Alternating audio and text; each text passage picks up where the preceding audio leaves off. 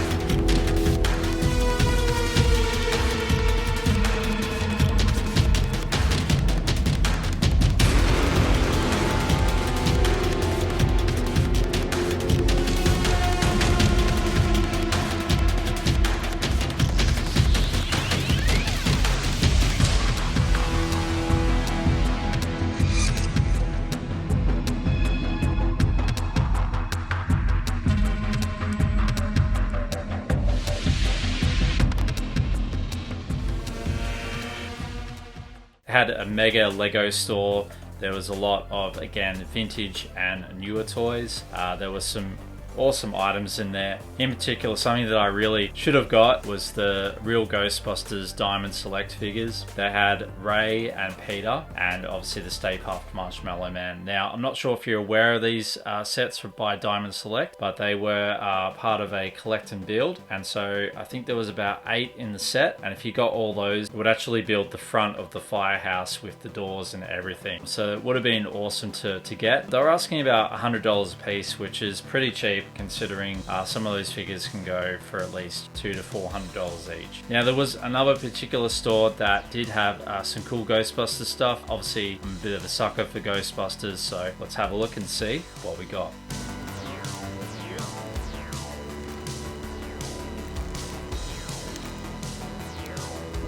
So I couldn't go wrong. Basically got this bulk loader bag from a cool store for about 20 bucks, which is pretty cool. So inside, let's have a look and see what we got. So obviously we got Ghostbusters 1 and 2 on DVD. So you can never go wrong with that. And we've got the original Ghostbusters novel with color pictures as well. Pretty awesome to be able to get a book with color pictures inside, which you rarely see these days. So we'll definitely be reading that one later on. And lastly, we have a No Ghost logo plushie, and I think it does have a bit of music as well. Let's have a look.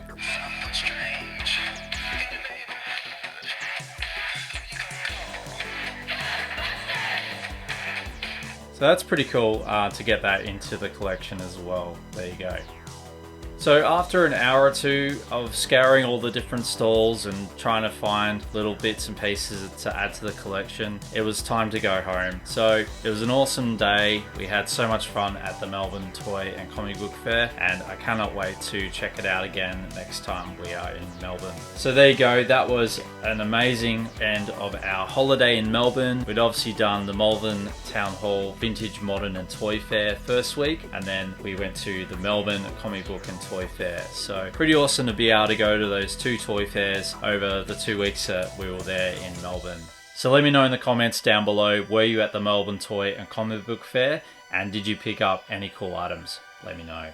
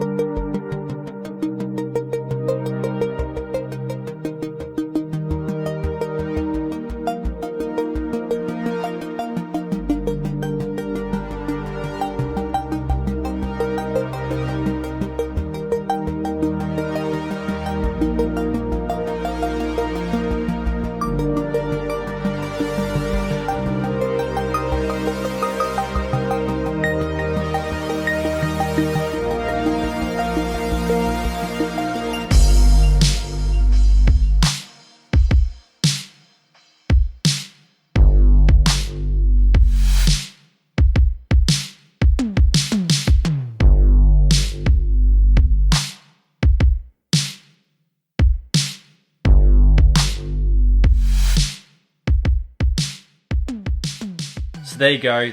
What an action-packed episode of looking at the Melbourne Comic Book and Toy Fair from Melbourne. Thank you so much for joining me tonight again. And if you've liked what you've seen, please like and subscribe. It will help me creating more content. And boy, do we have some action-packed episodes coming up in the future. So stay safe, stay healthy. And you know who you're going to call? Ryan the Collector Kid. See you later.